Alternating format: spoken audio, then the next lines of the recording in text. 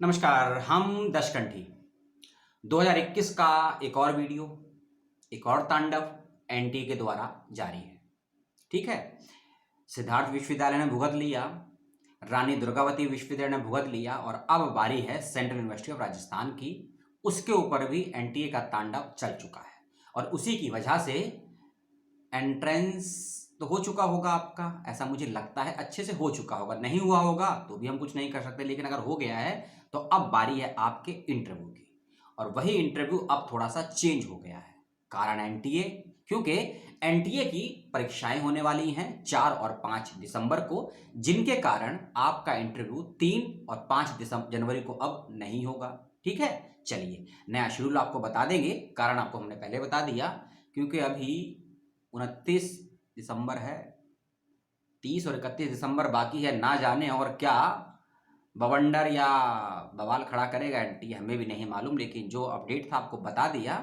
3 जनवरी को जो इंटरव्यू होने थे वो अब नहीं होंगे, जो इंटरव्यू 5 जनवरी को होने थे वो भी नहीं होंगे, जो लिस्ट वेबसाइट पर 31 दिसंबर 2021 को आनी थी वो भी नहीं आएगी। बहुत कुछ बदलाव हो गया है, बल्कि कहीं कि सब कुछ बदलाव हो गया है। एंट्रेंस आपका सही समय पर हो गया, ये बड़ी बात है। अगर आपका एंट्रेंस लीक ना हुआ हो तो वो तो चलेगा, मालूम 2 दिन के बाद जब रिजल्ट बनेगा। ठीक है, सब आपको नया बता देंगे। 27 दिसंबर का नोटिफिकेशन है और 29 दिसंबर को आप वीडियो देख रहे होंगे। ठीक है, और इंटरव्यू ही नहीं, जो बच्चे ब्लैंक या वेटिंग सीट पर एडमिशन के लिए वेट कर रहे थे उनका भी थोड़ा सा शेड्यूल बदल गया है। ठीक है, उसकी भी बात करेंगे।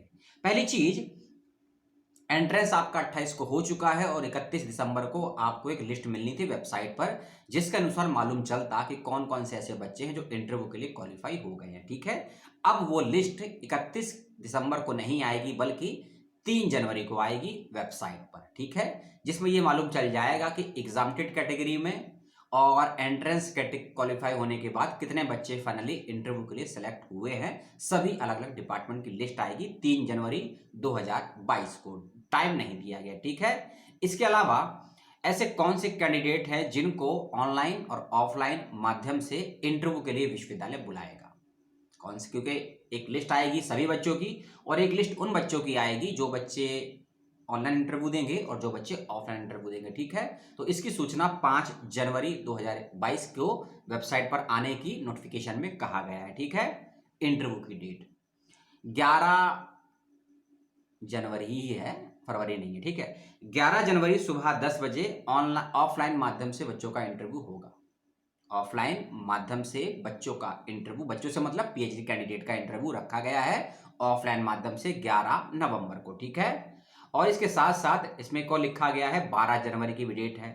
इसमें कहा गया है कि display of category merit list and waiting list department के अनुसार बताएगा। यानी कोई लिस्ट में अगर किसी डिपार्टमेंट में कोई कैंडिडेट नहीं आता है या सीटें ज़्यादा हैं, बच्चे कम आए हैं, तो वेटिंग लिस्ट हो जाएगी ना बच्चों की। तो उस कंडीशन में 13 तारीख को नोटिफिकेशन आ जाएगा वेबसाइट पर कि वेटिंग सीटें किस डिपार्टमेंट में खाली हैं, और जिस डिपार्टमेंट में वेटिंग सीटें खाली हैं उन बच्चों का एडमिशन, इंटरव्यू वगैरह जो कुछ है वह सभी 13 जनवरी के बाद स्टार्ट होगा। लेकिन जो इंटरव्यू पहले 5 या 3 जनवरी से होने वाले थे वो इंटरव्यू अब 11 जनवरी से स्टार्ट होंगे। और इंटरव्यू के लिए कौन कौन से बच्चे क्वालिफाई हुए हैं मेरिट के आधार पर, एंट्रेंस के आधार पर, एग्जामिनेटेड के आधार पर, ये सारी जानकारी आपको 3 जनवरी और 5 जनवरी के बीच में प्राप्त हो जाएगी वेबसाइट पर। सेंट्रल यूनिवर्सिटी ऑफ हरियाणा की मैं आपसे बातचीत करने वाला हूं। ठीक है, वैसे इसी वीडियो में 2 और यूनिवर्सिटी की बात होने वाली थी, लेकिन सूचनाएं उनकी थोड़ी गंभीर है, पेचीदगी वाली हैं, इसलिए सोचा कि अलग अलग ही सूचना आपको दे देते हैं कि आपका भी थोड़ा भला हो जाएगा,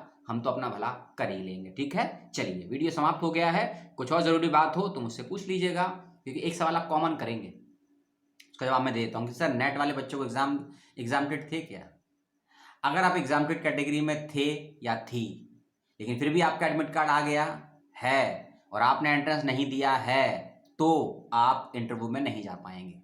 यदि आप एग्जामिनेटेड कैटेगरी में थे या थी, उसके बावजूद यदि आपका एडमिट कार्ड आया है और आपने यदि एंट्रेंस नहीं दिया है, तो आप क्वालिफाई नहीं होंगे इंटरव्यू के लिए। यानी कि यदि आप एग्जामिनेटेड कैटेगरी में थे, एग्जामिनेटेड कैटेगरी का मतलब यदि आप नेट क्वालिफाई थे, जेआरएफ थे, नेट थे, सेट थे, गेट थे, स्लेट थे, टीचर फैकल्टी होल्डर थे या फिर एमफिल स्टूडेंट थे और इसके बावजूद यदि आपका एडमिट कार्ड आया होगा और आपने एंट्रेंस नहीं दिया होगा तो ये विश्वविद्यालय की पूरी क्षमताएं हैं, पूरी शक्ति है कि वो आपको इंटरव्यू के लिए बुलाए या ना बुलाए, क्योंकि विश्वविद्यालय के भी एक मानक होते हैं ना एग्जाम में कौन होगा कौन नहीं होगा, मेन डिसिप्लिन के बच्चे होंगे या अलाइड डिसिप्लिन के बच्चे होंगे या फिर इंटर डिसिप्लिन सब्जेक्ट के बच्चे होंगे। तो ये विश्वविद्यालय तय करता है कि सब्जेक्ट के अकॉर्डिंग किसे एग्जाम करना है, किसे एग्जाम नहीं करना है। लेकिन आपको लगता है यदि आप एग्जामिनेड थे और एडमिट कार्ड आया और एंट्रेंस नहीं दिया तो आपको 50-50 चांस है, आपका 50% चांस है कि इंटरव्यू के लिए बुलाएगा भी, नहीं भी बुलाएगा, ठीक है। लेकिन इंटरव्यू पहले ऑनलाइन और ऑफलाइन होने थे,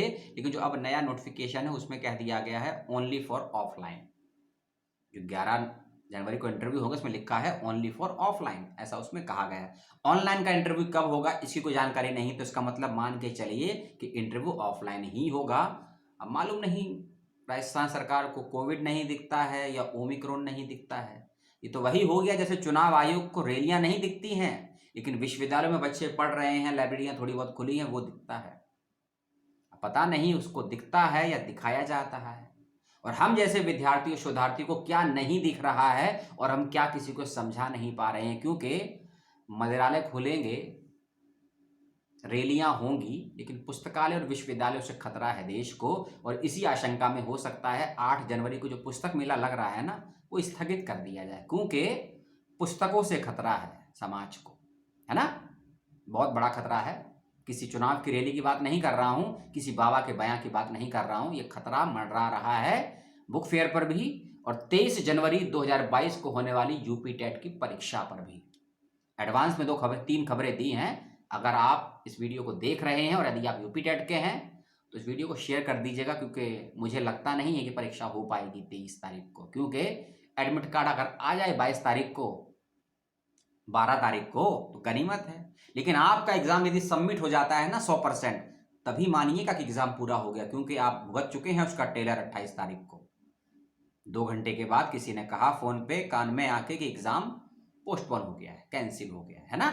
चलिए, सूचना वैसे हरियाणा यूनिवर्सिटी की थी लेकिन कुछ सूचना याद आ गई, सोचा आपको दे देते हैं, क्यों परेशान करें आपको। चलिए ठीक है, जय हिंद।